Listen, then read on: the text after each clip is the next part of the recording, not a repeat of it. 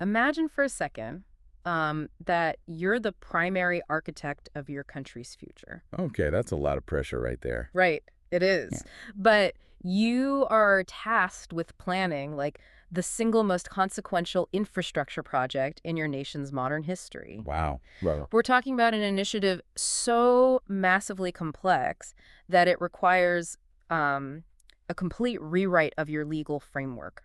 you're practically rebuilding the government at that. Exactly. And you have to make an ironclad commitment that spans, over half a century. Plus, you need tens of billions of dollars in capital. Which is just a staggering amount of money. It is. So you spend the better part of a decade laying the groundwork. You're negotiating with foreign powers. You're running feasibility studies. You're organizing the financing. Doing all the really heavy lifting. Yeah, doing all of it. And then right at the precipice, you pull the plug. You just walk away. You walk away. The entire multi-billion-dollar endeavor goes into this deep freeze, and the rest of the world assumes, it's totally dead. Right, because usually when a project like that stops, it doesn't come back. Exactly. But then 8 years later, you bring it back. And you don't just quietly restart it. Yeah. You bring it back with this absolute, undeniable strategic determination. You completely rewrite the rules of engagement from the ground up. I mean, that is one of the most remarkable strategic pivots in modern infrastructure development. It really is. And that's what we're looking at today. We are doing a deep dive into the resurrection of Vietnam's nuclear power program. Specifically, the Ninh Thuan 2 nuclear power project, right? Yes, exactly.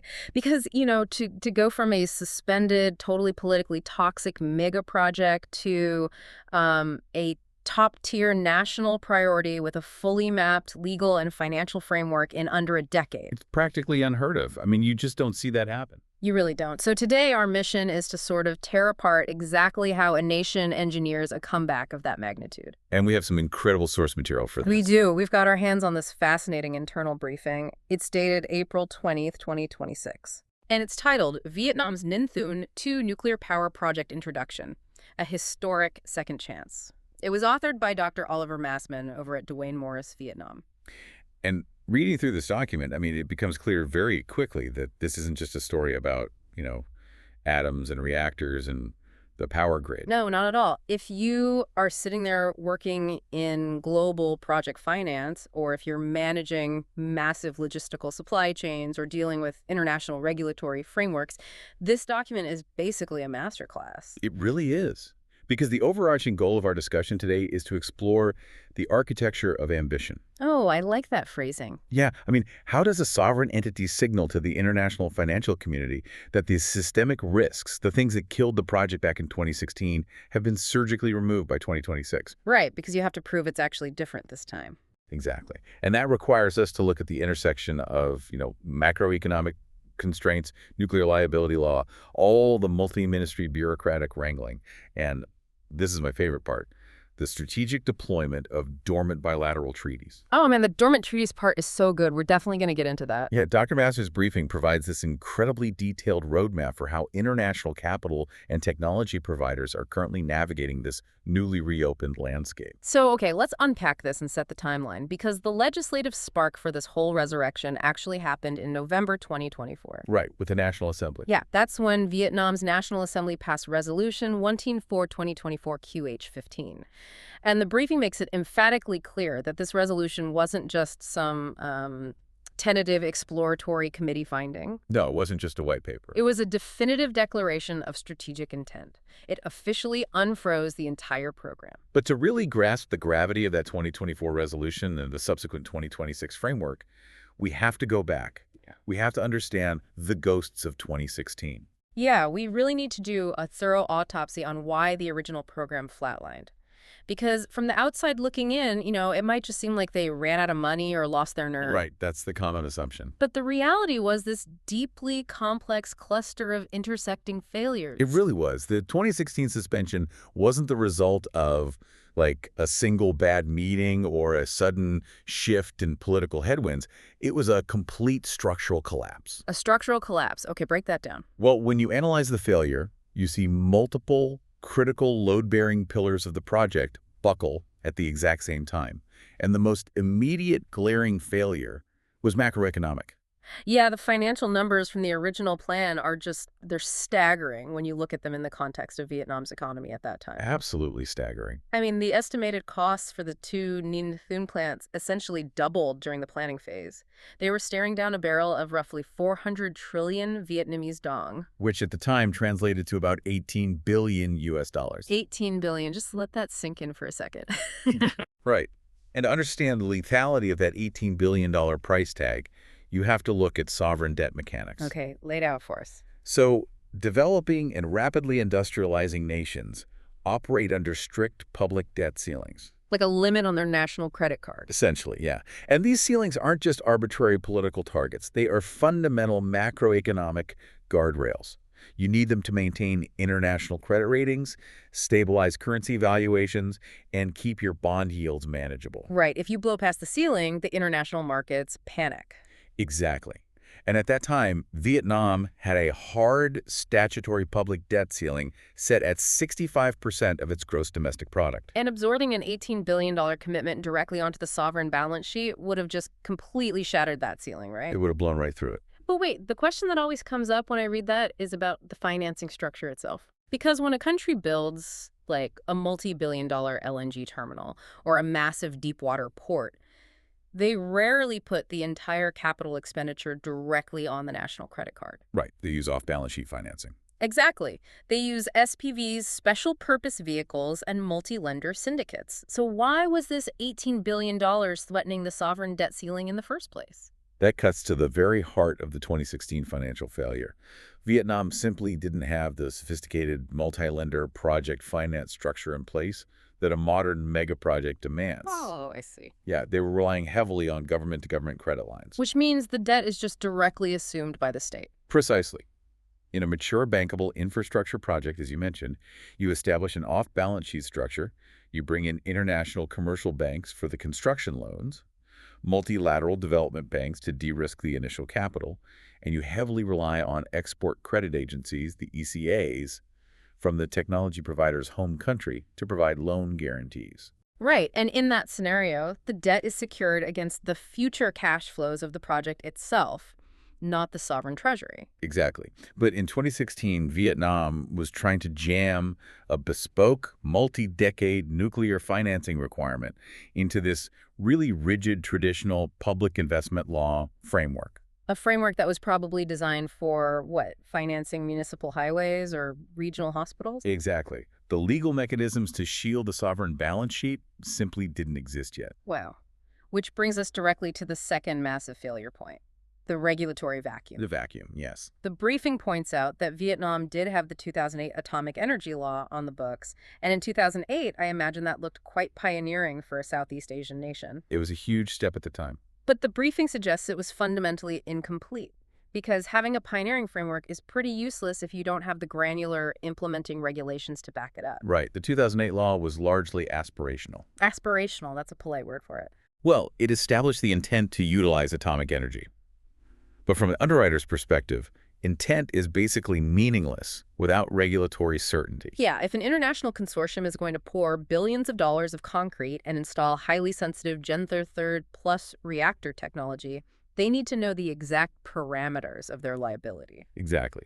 And the 2008 framework lacked comprehensive environmental impact assessment procedures, specifically calibrated for nuclear sites. Which is terrifying for a contractor. Right. It lacked robust, internationally aligned radiation protection standards. And critically, it lacked a clear statutory framework for the long-term management and financing of nuclear waste and spent fuel. So if I'm an EPC, contractor, engineering, procurement, and construction, I can't price my risk if I don't know the environmental liability regime. You can't. And if I can't price my risk, I can't secure insurance. And if I can't secure insurance, the ECAs won't guarantee the debt. Precisely the issue. The regulatory vacuum created an uninsurable risk profile. And that uncertainty bled directly into the commercial contracts, leading to what the briefing describes as a total contractual black hole regarding the power purchase agreement. Ah, the PCA, the power purchase agreement. Yes. The PPA failure is fascinating because nuclear economics are just so wildly different from traditional thermal power generation. Or completely inverted. Right. If you build like a combined cycle gas turbine plant, The capital cost is relatively low, the build time is quick, Mhm. but your long-term operational costs are extremely high because you are constantly buying natural gas on the volatile open market. But nuclear is the exact inverse of that. Exactly. It is the ultimate high capex, low OPEX asset class. The upfront capital required to build a standard utility-scale nuclear plant is astronomical. Yeah. And the construction timeline frequently stretches to 8 or 10 years before the plant generates a single electron. Or a single dollar of revenue. Exactly. And during that entire decade, the interest on those construction loans is capitalizing. It's just compounding. That's a terrifying thought. It is. However, once you finally synchronize to the grid, the operational and maintenance costs are remarkably low, and the fuel cost is highly stable because nuclear fuel is so incredibly dense and requires really infrequent refueling. So your PPA has to be structured to pay off a decade of accumulated capitalized interest while guaranteeing a specific tariff over a 40 to 60-year lifespan. Right. And in 2016, Vietnam had no PPA template adapted for this unique economic profile. They were just trying to apply standard state utility contracts to a nuclear asset. Which just doesn't work. If you Wow. don't have a PPA that explicitly addresses those long-term tariff guarantees, foreign exchange indexation, and the unique dispatch profile of baseload nuclear, the project is completely unbankable. Unbankable. No commercial bank and no ECA will touch it. Not with a 10-foot pole. And as if, the crushing macroeconomic reality, the regulatory vacuum, and the unbankable PPA weren't enough, we also have to look at the external geopolitical shock. The Black Swan event. Right. Right as Vietnam is wrestling with all of these domestic structural flaws, the 2011 Fukushima Daiichi disaster completely alters the global calculus for nuclear energy. Fukushima was a paradigm-shifting event.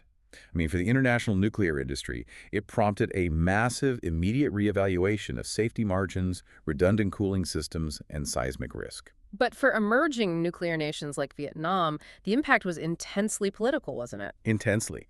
It effectively destroyed whatever fragile public and political consensus had been built around the Ninh Thuan project. It provided undeniable ammunition to the factions within the political establishment who were already deeply skeptical of the $18 billion cost and the timeline risks. It's the ultimate bad timing, hitting at the exact moment your project is at its most vulnerable. Plus, the briefing highlights a massive institutional capacity deficit. A brain drain, yeah. Well, not even a drain, just a lack of it to begin with. Vietnam simply did not possess the domestic human capital required to oversee a project of this scale. They didn't have a deep bench of trained nuclear physicists. They didn't have IAEA standard safety inspectors to regulate the foreign contractors. Which is a terrifying prospect post-Fukushima. Yeah. A nation cannot safely import and operate a nuclear reactor if its domestic regulatory body lacks the technical expertise to aggressively challenge the engineering assumptions of the foreign vendor. You have to know what you're looking at. Exactly. You can't just blindly trust the vendor. So looking at this entire autopsy, the $18 billion price tag threatening a sovereign default, the missing environmental frameworks, the lack of a bankable PPA, the political fallout from Fukushima, and the sheer lack of qualified engineers, it paints a pretty grim picture. Very grim. It sounds like they tried to design a 100-story skyscraper on a foundation engineered for a 2-story house. And then they tried to finance it using a personal credit card with a hard limit. That is a perfect analogy. But, I want to challenge the conventional narrative here. Okay, let's do it. Usually, when a mega project is canceled, it's viewed as a massive failure of state capacity. It's an embarrassment. But based on the systemic gaps we've just discussed, was the 2016 cancellation actually the smartest, most competent decision the Vietnamese government could have made at the time? Oh, that's an interesting question. Was it a strategic, necessary retreat to prevent a catastrophic financial and safety collapse down the line? Well, what's fascinating here is that the analysis in Dr. Massman's briefing strongly supports that contrarian view. Really? Yeah. Yeah. The Tumble 16 suspension is widely misunderstood as a failure of ambition, but it was actually a failure of architecture. Had the government succumbed to the sunk cost fallacy and pushed forward blindly with the flawed 2008 legal framework and that toxic government-to-government debt structure, the likely outcome would have been disastrous. They would have crashed the economy. The project almost certainly would have stalled mid-construction as cost ballooned and international lenders balked at the lack of a bankable PPA. Vietnam would have been left with billions of dollars of sovereign debt, tied up in a half-built stranded asset on the coast of Ninh Thuan. A concrete skeleton. Exactly. Yeah. By deliberately hitting the brakes in 2016, The leadership absorbed a significant amount of short-term political embarrassment, sure, but they saved the national balance sheet and the long-term viability of the nuclear program from a terminal structural collapse. Wow. That is an incredibly powerful lesson for anyone listening right now who manages large-scale initiatives. Absolutely. Because whether you're orchestrating a massive corporate merger, or you're rolling out a global software platform, or building a factory when a project starts to fracture, it is almost never just one isolated mistake. It's a cascade. Right, it's a cascade of systemic foundational gaps. And the most difficult, politically costly thing leadership can do is to publicly halt the momentum, admit the architecture is fundamentally flawed, and take the project down to the studs. And the discipline required to execute that kind of strategic pause is incredibly rare. But what is even rarer is the institutional stamina required to spend the next 8 years meticulously rebuilding that architecture in the background. Because they didn't just give up. No, they realized that you cannot simply return to the international market a few years later and claim this time is different unless you have tangibly, legally rebuilt the bedrock of the program. Which transitions us perfectly to the 2026 Renaissance. Yes, the rebuild. How do you go about proving to the skeptical global financial markets and stringent international safety regulators that you have actually fixed the foundation? Well, you start with the law. Right. You enact law 9-4-D-025-QH15, the new atomic energy law, Which became fully effective on January 1st, 2026. and the briefing makes it clear this isn't just like a minor amendment to the 2008 framework. It is a comprehensive replacement. Total overhaul. Yeah. And one of the most striking elements right out of the gate is that the new law explicitly designates nuclear power as a green power source, and it elevates it to a national strategic priority. The inclusion of the green power designation within the statutory language of the atomic energy law is a highly sophisticated maneuver. It's brilliant. It really is. It is a direct signal to the global capital markets. By legally codifying nuclear energy as green, Vietnam immediately aligns the Ninh Thuan project with massive pools of international climate finance and ESG environmental, social, and governance investment mandates. Right, because ESG is a massive pool of money right now. Huge. Historically, nuclear struggled to access certain tranches of institutional capital because its classification was ambiguous. Was it green? Was it not? People were scared of the waste. Exactly. But by legally defining it as green, they open the door to green bonds, concessional climate financing from multilateral banks, and preferential interest rates from ECAs eager to hit their own decarbonization targets. It drastically lowers the cost of capital by expanding the pool of potential underwriters. Precisely. But the new law doesn't just look at the financing, right? It looks heavily at the technology. The briefing notes that the 2025 law explicitly provides legal frameworks supporting Generation 3 plus reactors and small modular reactors, or SMRs. Which is a textbook example of legislative future-proofing. Because the old law was stuck in the past. Right. The 2008 law was drafted in an era of Generation 2nd and early Gen 3 reactors. The 2025 law anticipates the technological reality of the next 50 years. Okay, so for those of us who aren't nuclear physicists, what's the big deal with Generation 3 plus, Reva? Generation 3 plus reactors represent a massive leap in safety paradigms. They utilize passive safety systems. Passive safety, meaning what exactly? Meaning that in the event of a total station blackout, like what we saw at Fukushima, the reactor relies on gravity, natural circulation, and compressed gas to cool itself. Without needing pumps or electricity? Exactly. It cools down without requiring active human intervention or external power sources. Oh, wow. That completely changes the risk profile. It does. And the explicit inclusion of SMRs is equally strategic. Small modular reactors offer a completely different deployment model. Because they're smaller, right? Much smaller. Instead of a massive, bespoke, 1,200 megawatt civil engineering behemoth that takes a decade to build on site, SMRs are manufactured in controlled factory environments. Then they're shipped to the site in modules and assembled. So it's almost like an assembly line for nuclear reactors. Effectively, yes. Yeah. It drastically reduces a construction timeline risk and the upfront capital requirement. By hardwiring support for Gen 3 Plus and SMRs into the 2026 law, Vietnam ensures its regulatory framework won't be obsolete by the time the initial concrete is poured. That's incredibly smart. But Yeah. laws and technology are great, but the legal framework also had to be explicitly married to the national grid planning, which was a major gap in the past. Right, the grid integration was totally missing before. So to rectify this, the government integrated nuclear capacity directly into the revised Power Development Plan 8. Commonly referred to as PDP-8. Right. PDP-8, which was finalized in April 2025. And PDP-8 isn't just a vague wish list. It's the official, actionable blueprint for Vietnam's electrical grid. It's the master plan. Yeah. The briefing states that the revised PDP-8 formally allocates 4,000 to 6,400 megawatts of nuclear capacity from the Ninh 1 and 2 sites for the 2030 to 2035 timeframe. Furthermore, it projects an additional 8,000 megawatts by 2050. Integrating those specific capacity numbers into PDP-8 is what provides international investors with the policy certainty they require. Because they know the demand will be there. Exactly. Yeah. When an EPC contractor or an ECA looks at a market, they want to know that the host government isn't just exploring a single isolated pilot project.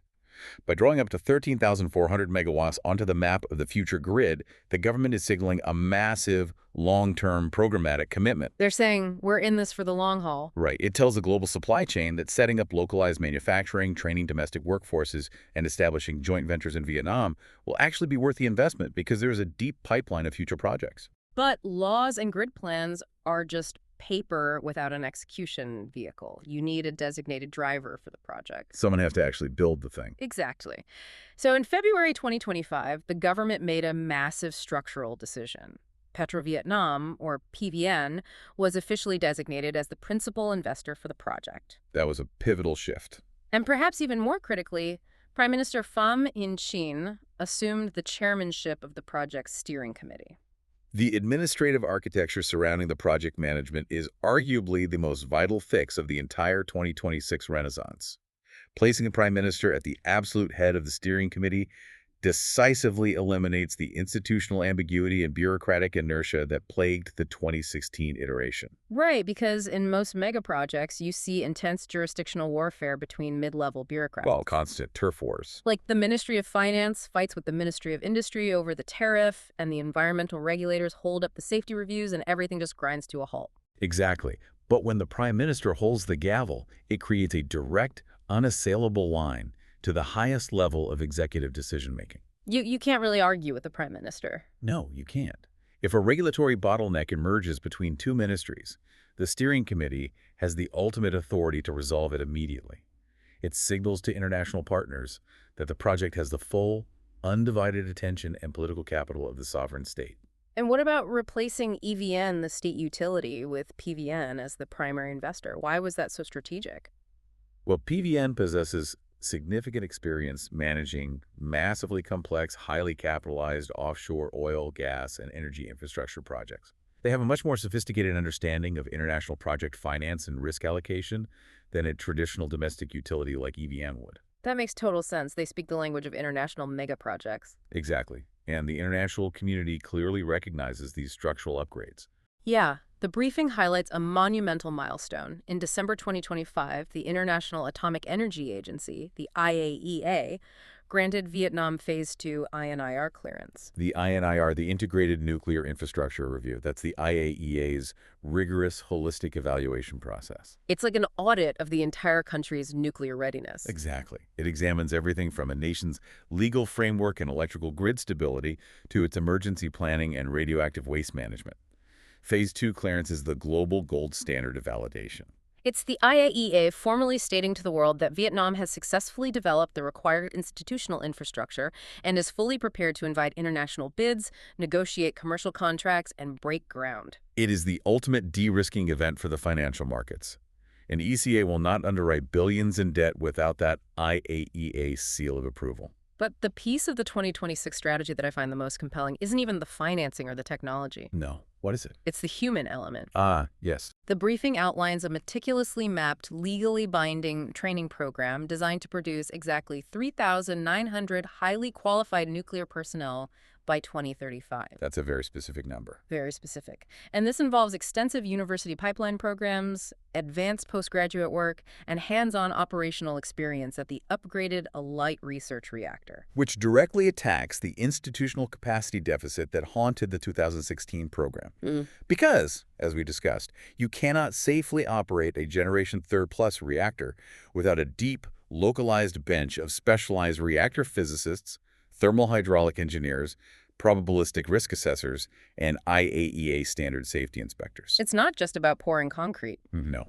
By hardwiring the training of those 3,900 personnel directly into the critical path of the project roadmap, the government is proving to the IAEA and to potential underwriters that they deeply understand the human capital demands of managing a 60-year nuclear asset. They aren't just importing a turnkey reactor and hoping for the best. They are attempting to cultivate an entirely new domestic scientific ecosystem. Exactly. So we look at the board in 2026. The legal foundation is poured with the new atomic energy law. The Prime Minister is steering the ship. The IAEA has greenlit Phase 2. The grid has officially allocated the megawatts. The table is perfectly set. It looks great on paper. Right. But now we have to deal with the reality of actual execution. How does an international investor, say a massive South Korean or French consortium, actually get a shovel into the ground? That's the billion-dollar question. Because having a law is one thing. Navigating the bureaucratic reality of the Vietnamese state apparatus is something else entirely. The execution phase introduces an incredibly dense regulatory landscape. Dr. Massman's briefing maps out the sheer complexity of the required approvals. It's overwhelming just to read it. It is. And international investors operating at the chaotic intersection of investment law, energy policy, nuclear safety regulation, environmental protection law, public procurement frameworks, and the laws governing state-owned enterprises. There is no single, unified piece of legislation that a developer can rely on to push the project through. Yeah, I look at the list of ministries involved and it looks like a five-headed dragon. A very apt description. An international investor has to secure binding sign-offs from an astonishing array of entities. First, you have the Ministry of Industry and Trade, MOIT, which dictates the overall investment policy, negotiates the power purchase agreement, and manages the grid connection logistics. Right. Then you have the Ministry of Finance, MOF, which scrutinizes the government guarantee frameworks, manages the tax incentives, and oversees the long-term decommissioning funds. Crucial for the ECAs. Then there's the Ministry of Planning and Investment, MPI, coordinating the foreign direct investment licenses. You have VRANS operating under the Ministry of Science and Technology, which serves as the ultimate arbiter of nuclear safety and radiation protection. They're the ones who can shut the whole thing down. Exactly. Then you have the Ministry of Natural Resources and Environment, conducting the massive environmental impact assessments and managing land and coastal water use at the site. And that's just at the federal level.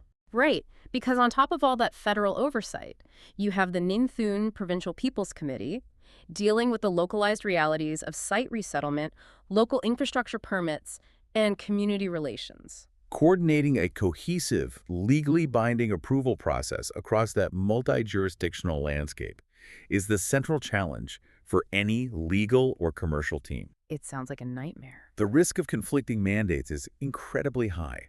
Think about it. MOF's primary mandate is to minimize fiscal exposure and sovereign risk. MOIT's mandate is to secure baseline power as cheaply as possible.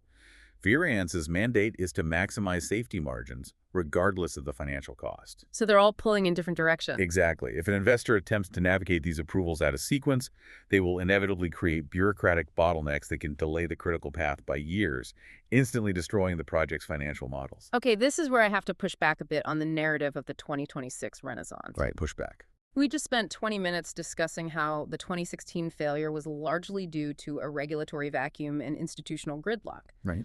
But looking at this current five-headed dragon, MOIT, MOF, MPI, VRANS, the provincial committees, isn't Vietnam just swapping a regulatory vacuum for a massive regulatory traffic jam? That's a very fair point. I mean, how does a multi-billion-dollar project actually survive this gauntlet without getting bogged down in the exact same interministerial warfare that killed it the first time?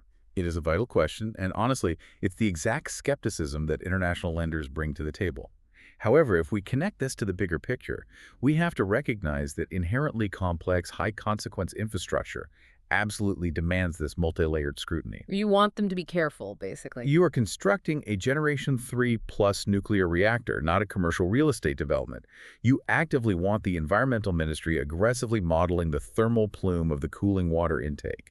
You want the Finance Ministry ruthlessly stress-testing the debt service coverage ratios. Okay, fair enough.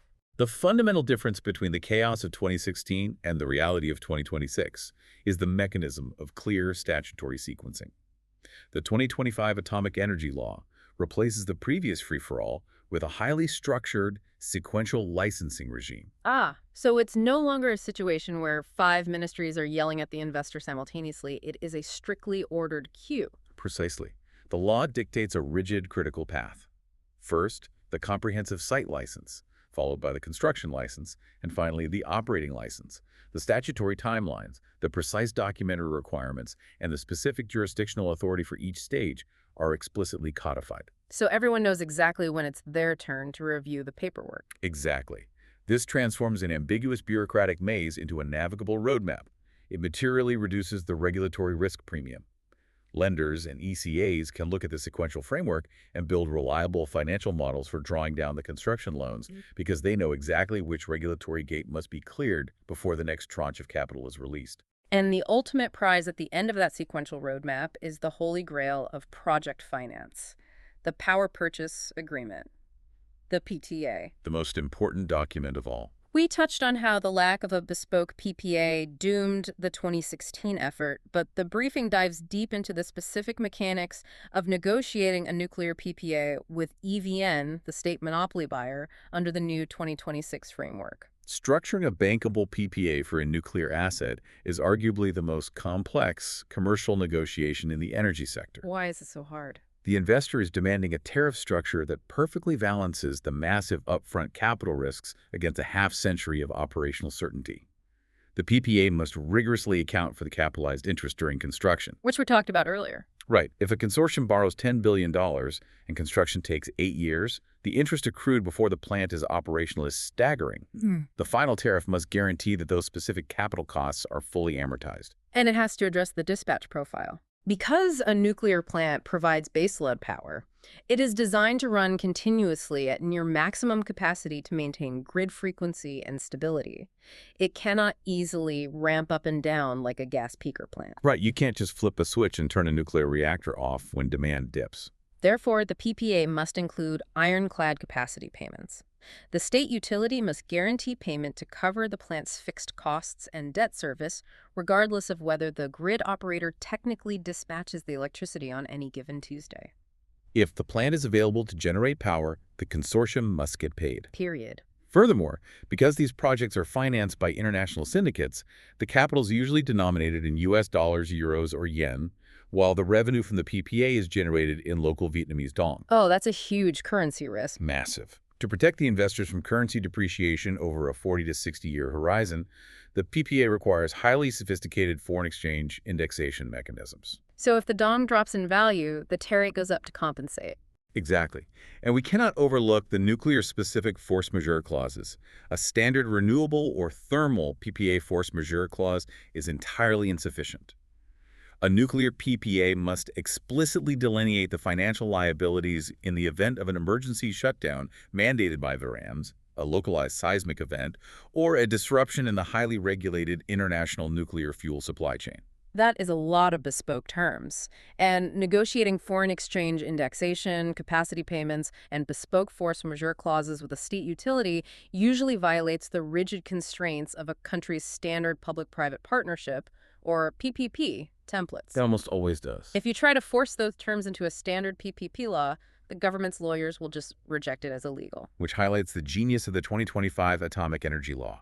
The drafters recognize this exact friction point. The new law intentionally introduces special mechanisms designed specifically to facilitate these complex financial and contractual arrangements. So they wrote an exception into the law itself. They legally acknowledged that nuclear power is a unique asset class that cannot be governed by generic PPP or build-operate-transfer regulations.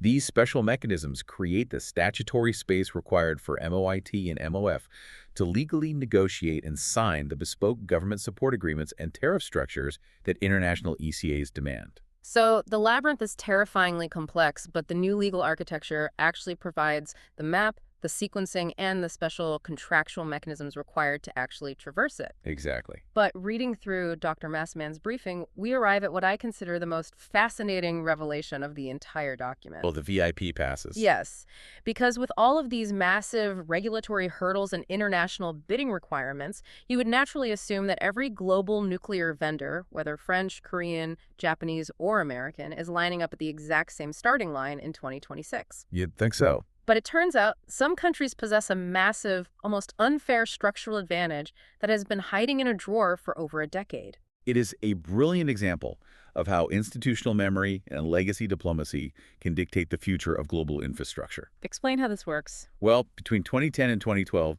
during the initial wave of enthusiasm for the Ninh Thuan program, the Vietnamese government negotiated and signed extensive bilateral nuclear cooperation agreements, intergovernmental frameworks, with several leading technology exporting nations. These were the countries they originally wanted to work with. Right.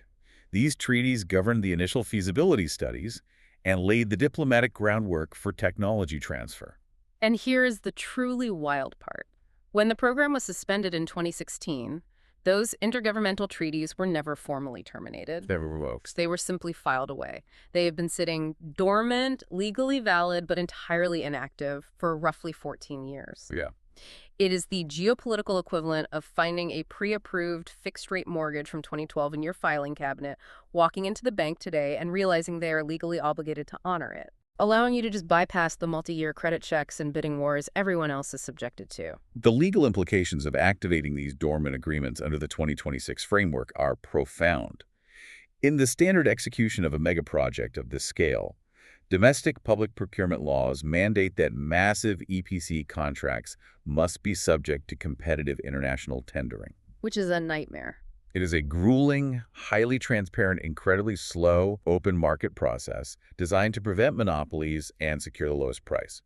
However, if a vendor's home country holds one of these pre-existing intergovernmental frameworks, that vendor possesses a legally defensible pathway to bypass the open tender entirely. Wait, I have to stop you there. Does a framework agreement signed in 2010 really hold up against the brand new 2025 atomic energy law? It does. I imagine competing nations who don't have these legacy treaties would aggressively challenge the legality of bypassing international tenders in 2026 based on 14-year-old paperwork. How is that legally watertight? It is watertight because of how international treaty law interacts with domestic legislation. The 2025 Atomic Energy Law does not invalidate prior international commitments. In fact, standard legal doctrine ensures that sovereign obligations formalized in international treaties remain binding unless explicitly revoked. So because they never canceled the treaties, they're still the law of the land. Exactly. For the nations holding these dormant frameworks, it acts as an impenetrable legal shield against procurement challenges.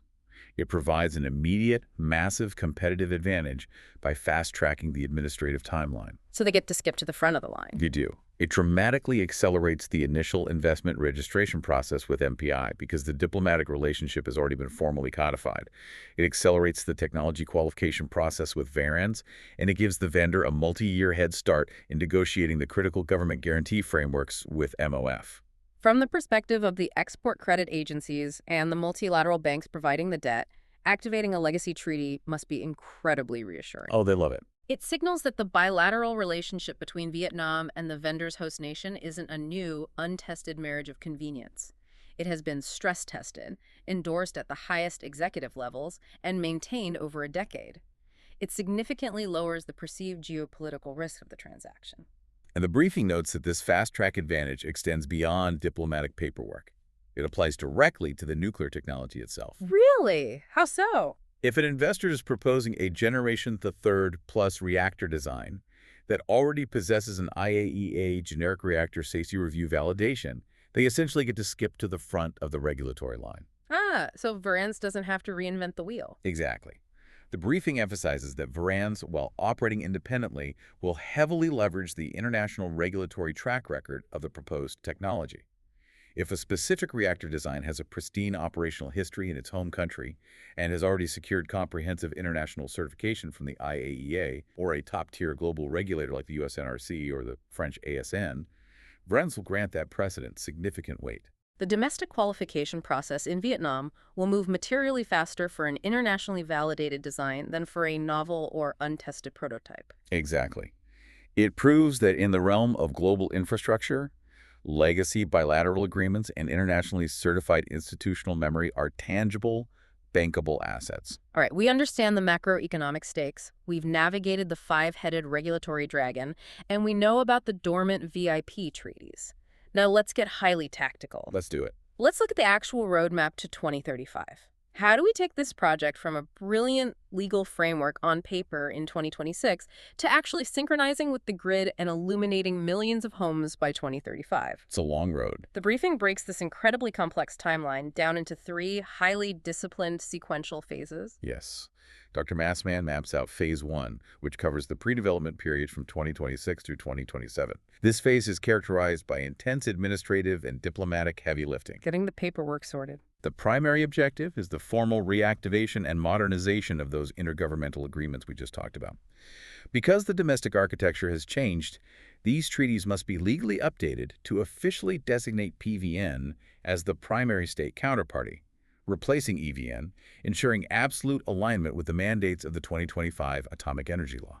And simultaneously, the international consortium must negotiate and sign a binding memorandum of understanding, the MOU, directly with PVN. Right. This MOU is critical because it establishes the foundational commercial framework of the joint venture.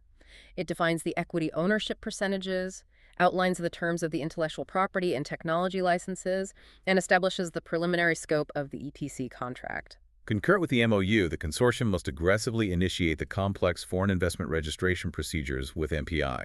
These are notorious, long lead time administrative processes that cannot be deferred or compressed. Once the legal and commercial baseline is established, the project transitions into Phase 2, regulatory and commercial structuring, spanning 2027 to 2029. This is arguably the most intensive period of technical and financial engineering. The consortium must finalize and formally submit the comprehensive site license application to Verans. And the scale of this submission is staggering. It requires a massively detailed safety analysis report, an exhaustive site characterization report rigorously addressing the specific seismicity, coastal hydrology, and meteorological conditions at the Vunhai site in Ninh Thuan. And it must meticulously demonstrate compliance across all 19 of the IAEA's mandated infrastructure issues. The briefing notes that the Verans review process for the site license alone will consume an estimated 18 to 24 months. 2 full years. You are dedicating nearly 2 full years simply to validating the geography and the baseline safety parameters, and you can't just sit on your hands while Verans is reviewing the seismicity report. No, the clock is ticking. During those 2 years, the commercial teams are locked in brutal negotiations, finalizing that incredibly complex PPA with EVN, simultaneously securing the formal mandate letters from the international export credit agencies, and structuring the final multi-billion-dollar EPC contract. And a crucial detail regarding the EPC structuring mentioned in the briefing is the reliance on international arbitration. Why is that so important? To provide the international banking syndicate with the necessary legal comfort, commercial disputes arising within the EPC framework, or the PPA, must be subject to recognized international arbitration forums, such as the Singapore International Arbitration Center, the ICC, or the Vietnam International Arbitration Center. Rather than being strictly confined to domestic Vietnamese court. Exactly. This arbitration framework is a non-negotiable prerequisite for securing international project finance. Lenders will not fund a project if they think they'll be trapped in a local court system for a decade over a contract dispute. Which sets the stage perfectly for Phase 3. Financial close and construction, projected from 2029 through to 2035. Financial close is the ultimate inflection point in any mega project. It's the moment of truth. It is the precise moment when the mountain of conditions precedent, the CP checklist, is finally satisfied, and the lending syndicate officially unlocks the debt, allowing the capital to flow into the construction accounts. And the briefing bluntly states that the CP checklist for Ninh Thuan 2 will be the most complex, exhaustive legal undertaking in the history of Vietnamese infrastructure finance. Every single regulatory license, every environmental permit, every localized land use right, every PPA tariff schedule, and every sovereign government guarantee must be unconditionally locked in before a single dollar of debt is released. And once financial close is achieved, the physical construction commences, but the regulatory burden doesn't end, does it? Oh, not at all. The consortium must manage continuous compliance with the Verans construction licenses. Furthermore, they must finalize highly sensitive parallel agreements governing the long-term international supply of nuclear fuel and the eventual repatriation or domestic storage of spent nuclear fuel. Because you can't just throw that stuff in a landfill. No. These fuel agreements are subject to intense international scrutiny because they tie directly into the obligations of the Global Non-Proliferation Treaty. Wow. Okay, looking at this incredibly dense, decade-long timeline spanning from the diplomatic maneuvering of Phase 1 to the concrete pours and non-proliferation treaties of Phase 3, I have to ask you, where is the fault line? The fault line. Yeah. What is the single most delicate moment in this entire roadmap where the whole resurrection could suddenly shatter and fall apart again? The most critical, highly leveraged juncture in the entire timeline is the transition period between Phase 2 and Phase 3. Why that? It is the exact moment when three massive, independent pillars must perfectly align. The Varan site and safety license must be formally approved. The PPA tariff and risk allocation agreement must be finalized and signed with EVEN. And the export credit agencies must subsequently grant financial close based on the strength of those first two pillars. So they're all interdependent. Exactly. If any one of those three pillars is delayed or compromised, the entire critical path disintegrates. So if Iran says, hey, we need you to fundamentally redesign the secondary cooling loop, what happens? It alters the project economics, which requires reopening the PPA negotiations, which subsequently pauses the ECA debt authorization. You cannot reach financial close without the finalized PPA, and you cannot finalize the PPA without the finalized safety parameters from Varan's. They're inextricably linked, creating a highly volatile dependency loop. Which highlights a fundamental truth about operating at this level of global infrastructure. You cannot simply parachute into Vietnam with a consortium of brilliant nuclear physicists, a briefcase full of multi-billion-dollar ECA financing, and a dormant 2012 treaty and expect to succeed. You will fail. You need a deeply embedded, highly specialized guide to navigate that dependency loop. And that brings us to the final critical insight from Dr. Massman's briefing, the absolute necessity of specialized local counsel. Why translation is never enough. The briefing makes an emphatic structural argument that international players require more than just legal representation. They require localized institutional integration. What does that mean in practice? It means an international consortium needs a legal partner who possesses a granular operational understanding of the new 2025 atomic energy law, the intricacies of the revised PPP law, the specific capacity allocations within PDP-8, and, most crucially, who has cultivated, established, decades-long trust-based relationships with the key decision-makers across those 5 central ministries and within PVN. It is not a coincidence that the briefing explicitly highlights the unique positioning of Duane Morris Vietnam and Dr. Oliver Massman. Right. When you read that Dr. Massman possesses 25 years of continuous operational experience in Vietnam, and that he holds the distinction of being the only foreign lawyer ever formally invited to present directly to Vietnam's National Assembly in the Vietnamese language. That's incredible. It reframes the role of legal counsel. Think about the profound level of mutual trust, cultural fluency, and institutional integration required to achieve that level of access. That specific detail perfectly crystallizes the core thesis of the briefing's final section. Navigating a multi-decade nuclear revival is not an exercise in translating English contracts into Vietnamese. You can just use Google Translate for that, right? Exactly. You can utilize AI or standard corporate associates for literal translation. This is about engaging substantively, persuasively, and respectfully with sovereign regulatory authorities in their own language and strictly on their own legal and cultural terms. So, what does this all mean? It synthesizes the human element that so often dictates the success or failure of massive infrastructure. You can possess the most advanced, passively safe Generation the Third plus technology on the planet, the deepest pools of institutional capital, and the most ironclad intergovernmental VIP pass, but if you lack the capacity to gracefully navigate the linguistic, cultural, and unwritten administrative nuances of the host nation, your project will slowly suffocate in the regulatory labyrinth. This raises an important point.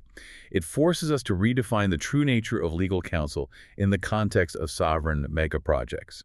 In these scenarios, the lead counsel operates less like a traditional corporate lawyer, drafting indemnification clauses, and far more like a geopolitical and institutional diplomat. They're the glue. They serve as the critical connective tissue, the glue holding the mandates of international project finance, the rigid demands of domestic energy policy, and the unforgiving physics of nuclear science together. Yeah. Their primary function is to proactively anticipate friction between ministries, culturally translate risk profiles between foreign ECAs and domestic regulators, and ensure that the multi-year approval process actually maintains forward momentum instead of collapsing into bureaucratic turf wars.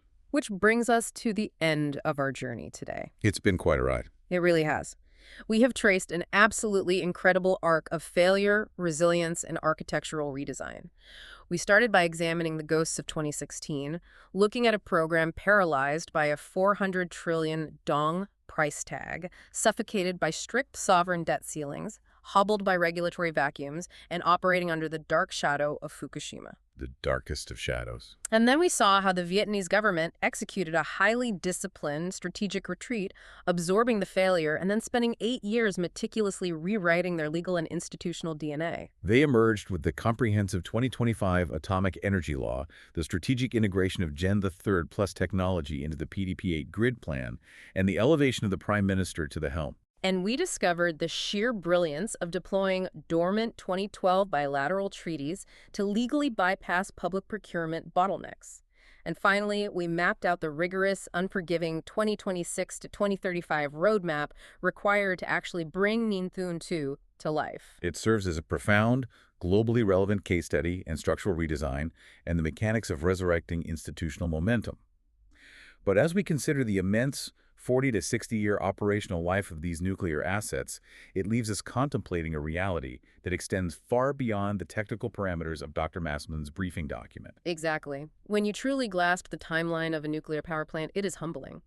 The structural engineers who are meticulously drafting the seismic characteristics for the Ninh Thuan site right now, and the assembly members who boldly signed Resolution 174 into law in 2024 will likely be long retired or even gone before this specific plant reaches the midpoint of its operational life in the 2060s or 2070s. Think about the timeline of a nuclear power plant.